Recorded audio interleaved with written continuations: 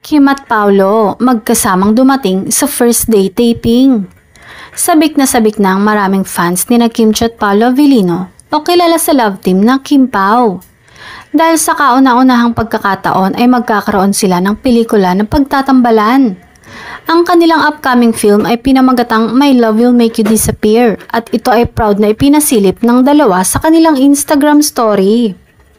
Makikita sa ilang litrato na kasama ng on-screen couple ang ilang production staff, pati na rin ang film director na si Chad Vidanes. Ibinandera rin ni Nico Antonio ang isa sa cast ng pelikula, ang isang picture na makikita kung sino-sino pa ang mga tampok sa pelikula.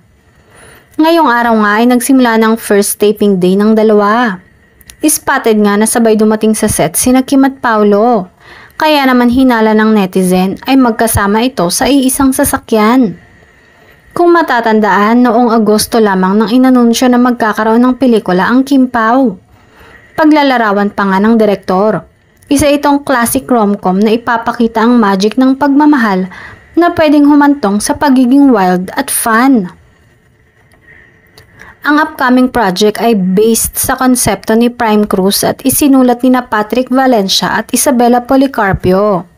Wala pang detalye kung kailan ipapalabas sa mga sinihan ang bagong pelikula. Magugunitang ilan lamang sa proyekto ni na Kim at Paolo this year ay ang mga seryeng Linlang at ang Philippine adaptation ng K-drama na What's Wrong with Secretary Kim?